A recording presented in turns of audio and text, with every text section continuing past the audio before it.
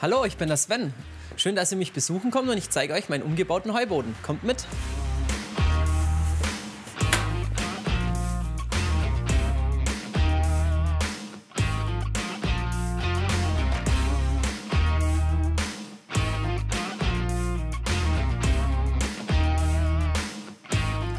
Nun stehen wir im Heuboden.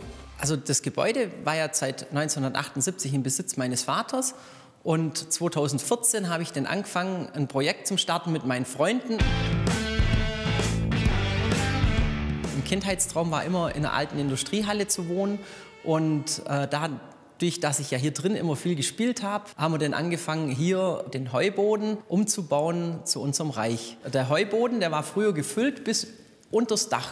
Also man muss sich vorstellen, ganz oben am First ist früher eine Heuzange gefahren, wo das Heu hier reingebracht hat und dann wurde das schichtweise aufgestockt, bis wir dann fast oben am Dach waren. Immer wenn ich hier auf dem Sofa dann sitze und abends dann die Ruhe genieße nach dem Arbeiten, kann ich mich noch gut daran erinnern, wie wir hier als Kinder durch den Heuboden gesprungen sind und haben Fange gespielt, Verstecke gespielt.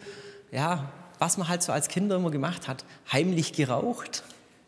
Ja, das waren so die Erfahrungen, was wir hier oben in unserem Heuboden erlebt haben. Man möchte das Gebäude auch nicht mehr hergeben. Also man kommt zur Türe rein und man fühlt sich so richtig zu Hause.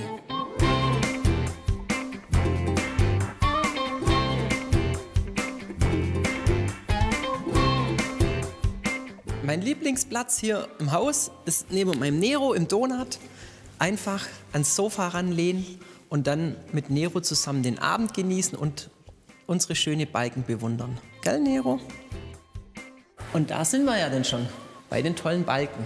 Die hat nicht jeder bei sich im Wohnzimmer stehen. Also früher sahen die Balken grau, schmuddelig aus und wir sind dann hergegangen und haben die dann mit Trockeneis beschossen. Also das ist wie Sandstrahlen, nur halt mit Trockeneis, das dann nach dem Aufprall vom Holz verflüchtigt und nur der Dreck nach unten fällt und wir eigentlich das Holz somit schonend und sanft gesäubert haben.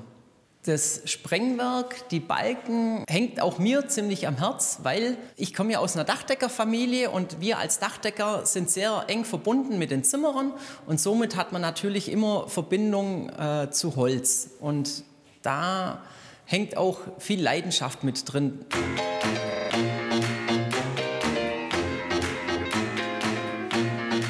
Wenn das jetzt die Katrin sieht, kriege ich Ärger. Weil das ist Katrins Ruhebereich mit ihren geliebten Kissen.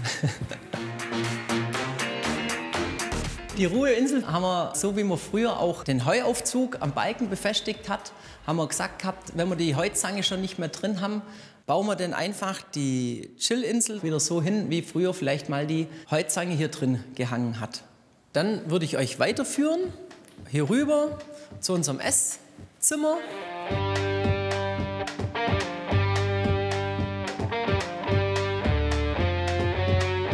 Der Tisch hat auch ein bisschen Geschichte. Er ist hier an der Dirnach gewachsen und wurde dann gefällt und sollte eigentlich zerschreddert werden. Und da habe ich gesagt, nein, beziehungsweise mein Papa hat gesagt, nein, den nehmen wir mit und wir bauen daraus Tischplatten. Eine Scheibe steht bei uns im Wohnzimmer, eine steht drüben im Gartenhaus und eine haben wir noch unten in der Garage. Wir haben ja auch versucht, alles zu erhalten und auch wenn die Substanz recht gut war, hat's doch den einen oder anderen Balken nicht mehr geschafft, ein Teil dieser Geschichte zu werden, bis ein Freund von mir, der Philipp, der hat mir aus einem Stück alten Holz, das wir hier rausgeschnitten haben, diese tolle Lampe zum Geburtstag geschenkt. Und das Stück Holz müsst ihr euch vorstellen, das war hier unten drin. Hier sieht man noch ein Stück von dem Zugholz, wo das Sprengwerk am Ausscheren gehalten wird. Aber hier sind wir auch ganz stolz drauf, dass man hier auch noch ein Stück sieht, wie eigentlich so ein Fachwerk zusammengehalten wird. Was immer ganz witzig ist, wir haben ab und zu noch den ein oder anderen Stinkekäfer, der dann aus den Ritzen rauskommt. Aber die riechen nach Amaretto. Und schon geht's rüber zu uns in die Küche.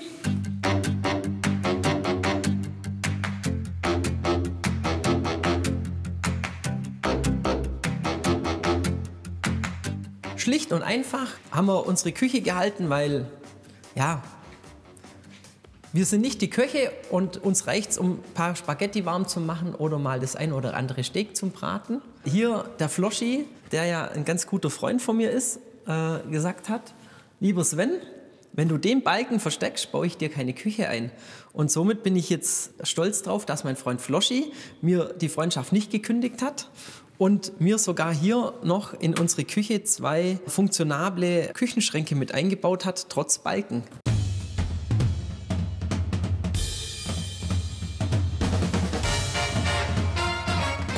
So, dann kommt mal mit. Dann führe ich euch weiter in unserem Haus herum. Und zwar ringsherum, weil bei uns kann man einmal ringsherum laufen.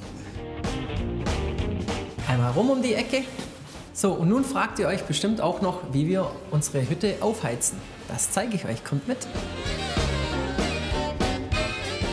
Wir haben damals schon sehr fortschrittlich und weit in die Zukunft geschaut und haben gesagt, wir heizen mit Fernwärme. Unser Nachbar, der hat eine Biogasanlage, mit der er Strom erzeugt und die Motoren erzeugen Abwärme. Und mit dem Kühlwasser der 2 Generatoren heizen wir unsere Hütte. Und das funktioniert super. Und durch unsere PV-Anlage auf dem Dach sind wir sogar CO2-neutral bei der Stromerzeugung.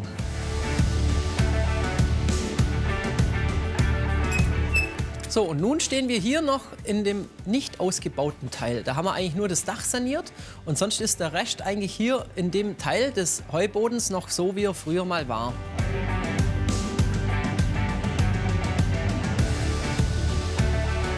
Hätten wir den Teil auch noch mitgebaut, wir hätten gar nicht gewusst, was wir denn alles machen sollen. Es ist riesig und ja, es soll irgendwann mal ein Männerzimmer werden mit Tischkicker, Billard und einem kleinen Kamin. Unsere größte Herausforderung beim Bauen war aber diese Wand. Die war recht mühsam, weil sie recht hoch ist, mussten wir die auch auf 3 Etappen einbauen. Und dass wir dann mal später zum Feiern natürlich noch unsere Getränke hochkriegen, haben wir hier eine Türe eingebaut, damit wir unsere Getränke hochbekommen.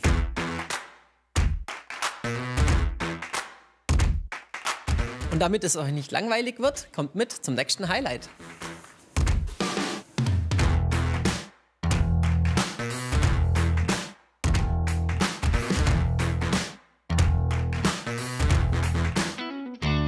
Wenn ich dann hochkomme und dann hier oben stehe an meinem Geländerle von der Galerie und dann einfach runterschaue, kommen schon auch Gefühle hoch. Das ist ungefähr wie, wenn ihr einen Berg hochlauft und dann oben am Gipfelkreuz steht und dann von oben runterschaut und sagt, hey, geil, das haben wir geschafft. Und so geht es uns auch immer, wenn Katrin und ich hier oben stehen und sagen, hey, guck mal, das haben wir gearbeitet. Umgebaut haben wir nur für den Innenausbau, sage ich jetzt mal, ein Jahr. Aber insgesamt sind wir jetzt schon seit 5, 6 Jahren dran, unser landwirtschaftliches Anwesen umzubauen. Und wir denken, dass wir noch gute 5 Jahre noch dran zu knabbern haben, bis wir dann wirklich mal sagen, jetzt sind wir fertig. Das, was man mit seinen eigenen Händen schafft, gibt halt doch einem mehr zurück, wie etwas, wo man gekauft hat oder wo andere für einen gebaut haben. Also ich finde es schön, auch in dem Projekt hier, in unserem Umbau von dem Heuboden, haben mir ja auch viele Freunde geholfen und ja, es gibt einfach mehr im Leben zurück, wenn man denn in den Wänden sitzt, wo man viel Zeit mit Freunden verbracht hat. So, und dann geht's rein in den Traum jeder Frau, in den begehbaren Kleiderschrank.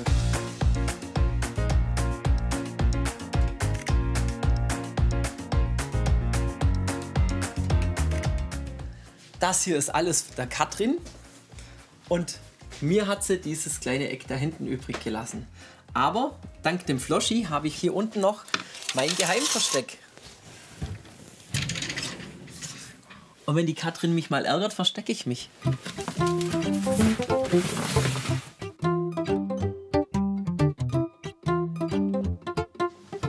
Und dann sind wir schon im Schlafzimmer.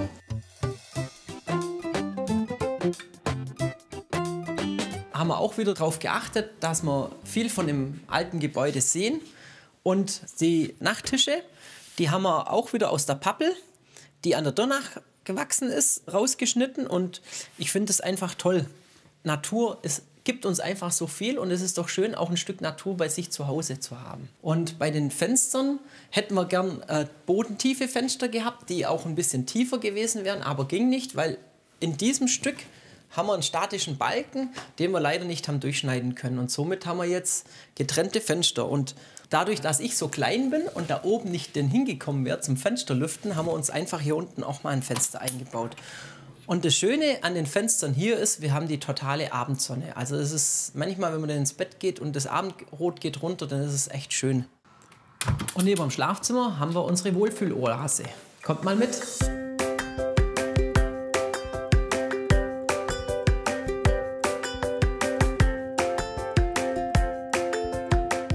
So, und wenn ich dann vom Arbeiten nach Hause komme, lege ich mich hier in die Badewanne rein im Winter. Auch wenn wir in der Badewanne liegen, können wir jetzt durch das Fenster rausschauen und sagen, hey, geil, das war mal ein Heuboden.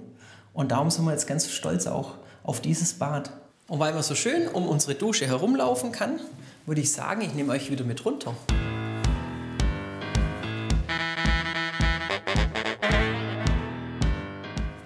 So, und bevor ihr uns verlasst, zeige ich euch noch unsere Garderobe.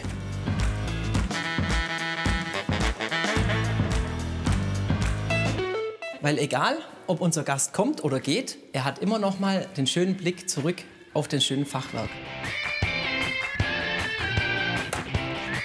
So, dann nehme ich euch mal mit zu uns in den Garten. Hier im Garten sieht man nicht nur unseren Gartenteich, unsere Olive, sondern auch noch mein altes Kinderzimmer und da, wo noch mein Vater den Teil bewohnt. Und nun bin ich von da nach da rübergezogen. Und das Schönste an dem Projekt war dann, wenn man als Dachdecker mit seiner eigenen Frau auf einem eigenen Dach oben sitzt und das Dach umdeckt. Das Schöne an dem Haus ist es ja, dass ich drin groß geworden bin, dass meine Nachbarn immer noch da sind und darum würden mich hier auch keine 10 Pferde aus dem Haus rausbringen und ich deswegen auch hier bis an mein Lebensende wohnen bleibe.